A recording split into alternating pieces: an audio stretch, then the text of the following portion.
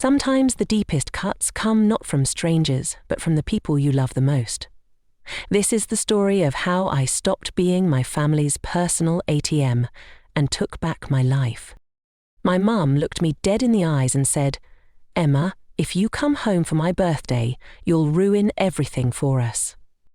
I wish I could tell you that was the first time she had said something that cut me so deep, but the truth is, those words felt like the final nail in a coffin that had been slowly built over years of quiet, invisible wounds. It was a Thursday morning in late spring. The sun was starting to peek through the kitchen blinds, and the smell of freshly brewed coffee filled my apartment in Austin. I was still in my pajama shirt, standing barefoot on the cold tiles, phone pressed to my ear. The words coming through the line didn't even sound real at first. I replayed them again and again in my head, hoping I had misunderstood. Maybe she meant to say she was worried about travel or my health. Maybe she wanted to protect me from a crowded party. But no, she repeated it so clearly that even the static on the line couldn't hide the coldness. "If you come home, Emma, you'll make us look bad in front of Brian's new girlfriend. She's a lawyer, she's successful. You're just, well, you wouldn't fit in." I felt my knees weaken for a second. I set the mug down on the counter, afraid it would slip out of my hands. My heart started pounding so loud it felt like someone was banging on my chest from the inside. I had heard all kinds of subtle digs from my family before. The small comments during Thanksgiving dinners about how tech stuff is just a phase, or how I should find a real job like Brian.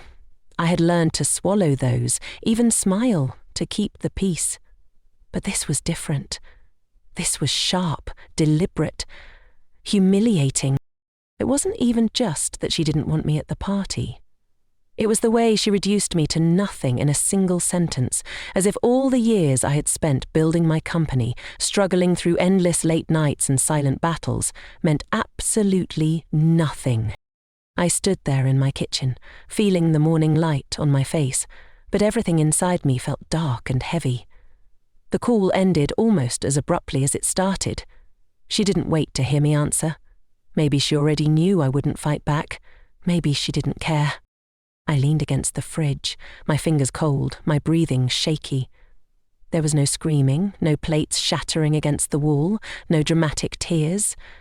Just a long, numb silence that stretched through my entire body. That morning, I didn't rush to get dressed for work. I didn't open my laptop or check my emails. I just sat on the floor, hugging my knees to my chest, listening to the slow drip of the kitchen faucet. How did I get here? How did I become the daughter so easy to dismiss, the one who wasn't even worth a chair at the dinner table on her mother's birthday? I thought about all those years I had tried to please them, sending money every month without a single complaint, picking up the phone no matter how late it was when they needed help paying the electric bill, or when the internet mysteriously stopped working, or when Dad forgot to pay the water bill again. I thought about every birthday gift, every just because flower delivery, every quiet sacrifice I made because I believed that's what family meant. And then I thought about Brian, my older brother, the golden boy, the one who could do no wrong. He could crash a car in college and still get praised for learning a valuable lesson. He could skip every family chore, miss birthdays, show up late to Thanksgiving, and Mum would still beam at him like he hung the moon. And here I was, the problem, the burden, the daughter who apparently didn't fit in. My phone buzzed again, a text from Mum. "Nah, don't make this harder than it needs to be. Just understand. This is for the family's image." I stared at the words. For a second, I wondered if I should fight. Maybe I should call back and scream until my voice gave out. Maybe I should drive straight to her house, walk in during the party, and prove to them all that I existed. That I was real and I mattered. But as quickly as those thoughts came, they left. I knew in my bones that they would never see me. Not truly. Instead, I stood up. My legs felt heavy, but I moved anyway. I poured the now lukewarm coffee down the sink and set the mug on the rack. I wiped my face with the back of my hand and took a long, deep breath. I looked at my reflection in the microwave door. My hair was messy, eyes puffy, but I saw something else there too. A small flicker of something I hadn't seen in years. Resolve. It wasn't anger, not exactly. It was more like a quiet knowing, a final realization that I didn't need to keep playing a role in a show that didn't want me on its stage. I went into my office and opened my laptop. I didn't look at emails from investors or reply to my CTO's questions. Instead, I logged into my bank account. As I scrolled through the list of automatic payments, electricity, water, internet, a strange calm washed over me. For nearly 3 years, I had paid those bills every single month without missing once. Nearly $500, 0 cents a month. Over $18,000, 0 cents. Total. No thank yous. No questions about how my business was doing. No, "Are you okay, Emma?" Just an endless expectation that I would keep giving no matter what. That's when I knew. I clicked into each payment and cancelled them one by one. My fingers didn't shake. My breath stayed steady. Each click felt like removing a heavy stone from my shoulders. When I finished, I closed the laptop and leaned back in my chair. Outside, a few birds chirped on the balcony railing. For the first time in years, I felt the air move freely around me. I didn't know exactly what would happen next. I didn't have a step-by-step plan or a speech prepared. But I knew one thing for certain. I would not be their silent ATM anymore. I guess it's easy to say that moment on the phone was the breaking point, but if I'm honest, it had been coming for a long time. Years, really. I used to believe I had the kind of family that would drop everything to help each other, the type that showed up at your door with soup when you had the flu, or sat up all night talking through a breakup. But over time, those fantasies cracked, piece by piece, like cheap glass under too much weight. Growing up, Brian was always the star. Mum would say, "Brian is so smart, so charismatic. He's going to be a big-shot lawyer or doctor someday." And she wasn't shy about saying it right in front of me. I still remember the year I got a full scholarship offer to study engineering at a top university in California. I was buzzing with excitement, running home, letter clutched in my hand. I wanted to see her face light up, to hear her say she was proud. Instead, she frowned, set the letter aside and said, "That's nice, honey, but are you sure you want to do all that technical stuff? You're better off finding a husband and settling down before it's too late." I was 17. That sentence settled into my bones like a slow poison, but I didn't argue. I packed up my bags and left anyway. While I was building prototypes in crowded college labs, Brian was taking gap years to find himself, hopping from bartending gigs to ski instructor jobs in Colorado. And every time he came home for a holiday, Mum would gush over him, telling everyone how adventurous and brave he was. Meanwhile, when I did come home, she'd scold me for looking too tired or not dressing feminine enough. When I started my own company, Green Spark Energy, it felt like my biggest act of rebellion and self-respect all at once. I poured everything I had into it, my savings, my weekends, my mental health. Some nights I fell asleep at my desk, forehead on my keyboard. When I finally secured my first big investor meeting, I called Mum to share the news. She answered on the 3rd ring. "Mum, I just had to tell you, we secured a meeting with one of the biggest VC firms in Texas. This could change everything for the company." Silence. Then she sighed. "Oh, honey, that's great. But did you remember to wire us that money for the property tax? It's overdue." I remember standing in my office, sunlight catching on the whiteboard full of scribbles and post-its behind me. My heart dropped so low I could feel it in my toes. I wired the money that afternoon. No congratulations. No, I'm proud of you. Just a quiet expectation that I would always provide, always show up when they needed a bill paid or a pipe fixed, or a new roof loan refinanced. The payments started small. 100 here, a couple hundred there. Then the electric bill, water bill, internet all started rolling into my inbox. It felt easier to just pay it than argue. Over time, it became a pattern, a silent agreement that I would shoulder the burden without question. Sometimes I asked about Brian. Is he helping out at all? Oh, he's busy with his new business idea, she'd say, or he's going through a tough time after that breakup. There was always an excuse, and I always let it slide. I wanted so badly to believe that one day, after I'd helped enough, sacrificed enough, they'd finally see me. They'd finally say, "Emma, thank you for keeping this family going."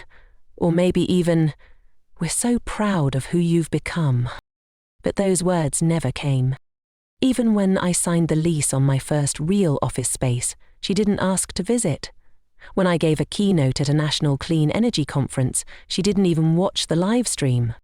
The only time I got a call was when something needed fixing or paying or covering up so Brian wouldn't have to face consequences. I learnt to stop expecting birthday calls.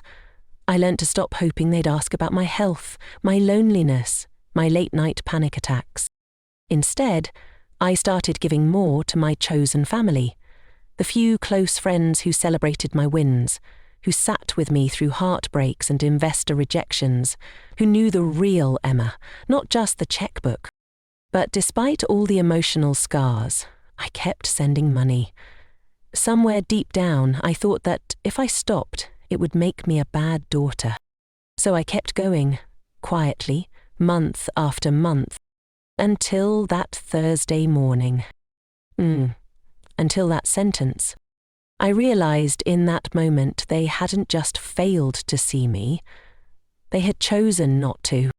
They saw my value only in how much I could provide. My sacrifices were invisible because they were expected. My milestones didn't matter because they didn't fit the narrative they wanted to tell at parties.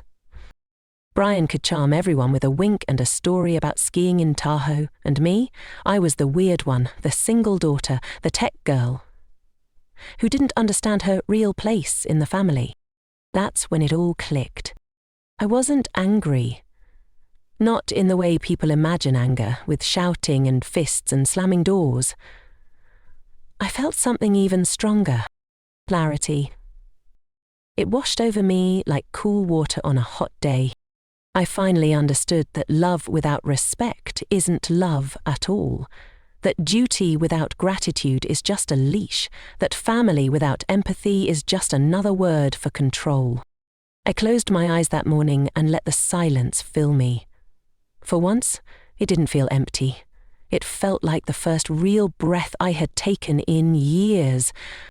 And as I sat on the floor in my kitchen, knees to my chest, I decided. I would never again beg for a seat at a table where I was only welcome when my wallet was open. I stood up, wiped my face, and looked out the window. The city hummed below, people living their own messy, complicated, beautiful lives. I realized I was finally ready to start living mine. After I cancelled the payments that morning, I didn't rush to tell anyone. I didn't post an angry rant online or call my mum to teach her a lesson. I just sat with it. I sat with the sudden lightness in my chest, the strange sense of relief that replaced the anxiety I had carried for years.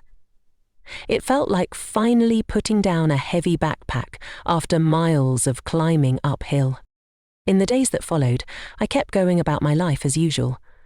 I attended team meetings, reviewed design proposals, and gave feedback on our next marketing campaign. My colleagues didn't know anything had changed. To them, I was still the calm, focused, sometimes overly quiet CEO who showed up early and left last. But inside, something fundamental had shifted. I no longer felt chained to a role I didn't choose. I started taking small actions to reclaim my space. I rearranged my living room, threw out old gifts from my parents that I had kept out of guilt. I donated the dusty family photo albums I had stored in my closet, the ones where I always stood at the edge of the frame, half cut off, smiling a little too hard. Each small decision felt like a quiet declaration. I exist on my own terms now. Meanwhile, I knew the day of my mother's birthday party was coming up fast. In my family, that party was always a big production.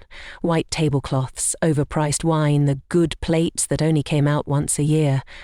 It was a social performance as much as a celebration. A chance for Mum to brag about Brian, to show off the new living room furniture, to hint at their successful family image. And this year, it was even more important. Brian was bringing his new girlfriend, Lisa. A corporate lawyer from Dallas, polished and impressive. Mum had already told me on the phone how Lisa was the perfect woman, how she could talk to anyone and make the family look good. I knew the plan. I knew exactly how that evening would go. Lisa would walk in, elegant and confident. Mum would introduce her as the future Mrs. Brian, the perfect addition to their spotless image. And me? I would be the ghost daughter, conveniently erased from the narrative. But what Mum didn't know, what no one in that living room knew, was that Lisa's firm had recently approached my company. GreenSpark Energy had been negotiating a potential collaboration on a large-scale renewable energy project, a deal worth millions. Lisa's firm wanted to act as legal counsel and secure the energy credits for their biggest clients. Of course, they had no idea I was the Emma behind GreenSpark. They only knew me as Emma Lewis, the CEO they'd been trying to schedule a final meeting with. So, a few days before the party, Lisa emailed my assistant. She wanted to finalize dinner plans with me to build rapport before the official deal signing. I agreed. We met at a small restaurant downtown. Quiet, classy, perfect for the type of hush-hush corporate dinners lawyers love. She arrived in a tailored navy dress, perfect makeup, practiced smile. "Emma," she said brightly, extending a hand. "It's so great to finally meet in person. I've heard so many impressive things about you and your company." I shook her hand firmly. "Thank you, Lisa. It's nice to finally put a face to the emails." As we talked over grilled salmon and sparkling water, she never stopped performing. She bragged about her firm's high-profile cases, dropped names, laughed politely at her own stories. Eventually, she leaned in, eyes glinting. "I'm actually meeting my boyfriend's family this weekend. Big birthday dinner for his mum. They're, well, a bit traditional, so I'm hoping to make a good impression." I raised an eyebrow slightly. "Oh? Who's your boyfriend?" She laughed, a little shyly, as if sharing a cute secret. Brian Lewis." I kept my face calm, but inside it felt like a silent thunderclap. She continued, not noticing the shift in my gaze. "His mum is very image-conscious. I really want her to like me. She still thinks Brian's the golden boy, you know? He talks about his sister sometimes, but I guess they're not very close." I gave her a slow, measured nod. "I see." At that moment, I decided exactly how I would handle this. I didn't raise my voice. I didn't tell her who I was. I simply finished dinner, paid the check, much to her surprise, and thanked her for her time. The next day, I told my assistant to cancel further negotiations with Lisa's firm. I didn't offer a reason, just a short, formal email. "After careful consideration, we've decided to go in a different direction regarding legal representation. Thank you for your interest and time." By the time the birthday party rolled around, the payments had been cancelled for about 2 weeks. I knew exactly what would be happening at their house that day. The power company would be calling, the internet would be shut down, the water would stop mid-cook. The perfect dinner party would collapse under the weight of their own neglect and my quiet exit from the role they had forced me into. As guests arrived and confusion spread, they would scramble, calling me repeatedly, messaging me, blaming me. But I stayed silent. Instead, I sat on my balcony that evening with a glass of wine, watching the sunset paint the Austin sky in slow-moving shades of orange and pink. My phone lit up with dozens of missed calls and frantic texts. I picked it up once, looked at the screen, then set it face down on the table. I took a slow sip of wine, felt the warmth in my chest, and smiled. Then the final twist came. Aunt Carol, one of the only relatives who had ever treated me kindly, called on video. I answered. She looked frazzled. Behind her, I could see guests sitting awkwardly in the dark, Brian pacing, Lisa standing by the window on her phone. "Emma," Aunt Carol said, her voice low. "Your mom? She's freaking out. The power is out. They're blaming you. Lisa is trying to call you. Brian is furious." I just looked at her calmly. Is that so? Then I heard Lisa's voice in the background, tense and shaky. "Wait, Emma? Emma Lewis? The CEO? That Emma? Brian, why didn't you tell me your sister is her?" The realization flooded the room like cold water. Guests whispered, plates clinked, and for the first time in years, they had to say my name. Not as an afterthought, but as a truth too big to ignore. I nodded once to Aunt Carol, gave a small, genuine smile, and said softly, "Good luck with the rest of the evening." Then I hung up. That moment, more than any angry speech or public humiliation, was the real revenge. Quiet, sharp, and impossible to deny. I set my phone down, leaned back in my chair, and let the night air move around me. I felt alive. The morning after the party, I woke up before sunrise. The city outside my window was still wrapped in that soft, gray-blue quiet that only early mornings hold. I made a pot of coffee and watched the first light slip through my kitchen blinds. I felt calm. No guilt. No urge to grab my phone and apologize or explain. Just a deep, steady stillness in my chest, like the silence after a long storm. Around 7:30 a.m., my phone finally rang. It wasn't a message or missed call this time. It was a direct, insistent call from Mom. I let it ring once, twice, 3 times. Then I picked up. Her voice burst through the line before I could say a word. "Emma, how could you do this to us? Do you know how humiliating it was? The power went out. The water stopped mid-dinner. The guests were sitting there in the dark. Lisa was so embarrassed, she left early." I took a slow sip of coffee. "I see." She went on, not hearing me at all. "Brian is furious with you. We had to cancel dessert and your father nearly fainted from the stress. How dare you abandon us like this?" For the first time in my life, I didn't feel the urge to defend myself. I didn't scramble to justify or explain. I waited for her to pause, then said calmly, "I didn't abandon you. I just stopped paying for things you never appreciated. You chose to depend on me without ever respecting me as a daughter or even as a person." Silence crackled on the other end of the line. Finally, her voice dropped to a quieter, almost pleading tone. "Emma, we didn't mean to make you feel like this. You know we love you, right? You're still our daughter. Family helps each other." I almost laughed. It wasn't a bitter laugh, just a small, tired one. "Yes," I said, "family helps each other, but family doesn't use each other. There's a difference." She went quiet. For once, I think she actually heard me. Then, almost as if on cue, she shifted again. "Well, if you really care about this family, we need your support now more than ever. Could you help us cover the bills from last night and maybe start sending $2,000, 0 cents a month to help with everything? You make enough. It's not that much for someone like you." I felt my hand tighten around the coffee mug, but my voice stayed even. "What about Brian? How much is he contributing every month?" She sputtered. "Brian, he's going through a difficult time right now. He can't." I cut her off, my tone quiet but firm. "If Brian agrees to match the amount, I'll contribute the same. Or if you expect me to cover it all, I'll need a formal legal agreement transferring the house entirely to me after you're both gone."